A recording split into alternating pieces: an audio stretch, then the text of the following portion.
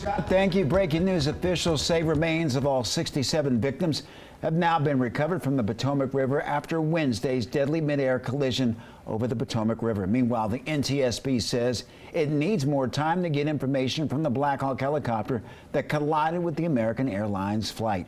We find DC News Now's Randy Bass at the airport with the latest from investigators. Randy. Yes, Mark, major developments this afternoon at DCA. We are confirming 67 remains of all 67 victims in this tragic airline crash have since been recovered. 66 of them have been positively identified. This comes almost 6 days after that crash last Wednesday.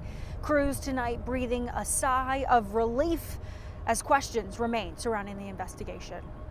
The recovery phase coming to a close as remains of all 67 victims have now been found. Officials say as they pull more heavy wreckage from the water tonight and move the wreckage tomorrow, the dignified recovery of any additional remains found is paramount. The focus now shifting to the investigation. Video shows NTSB crews looking at the voice and data recorders recovered and flying drones over the wreckage. The NTSB says questions surrounding the investigation could be answered later this week as removal of the helicopter wreckage is set to get underway.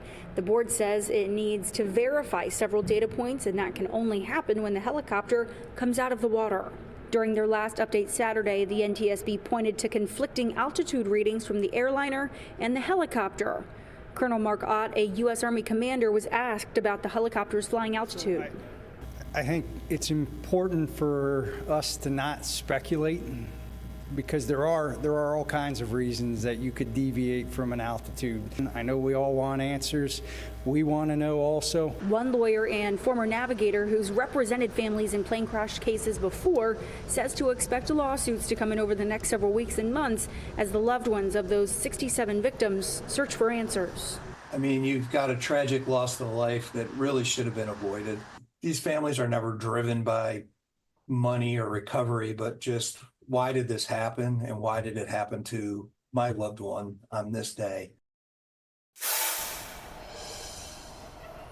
And looking ahead to the days to come, crews are expecting to wrap up salvage operations here along the river by early this weekend. The NTSB tells us if it does have additional briefings about this particular incident, about this plane crash, they won't happen here at Reagan National Airport.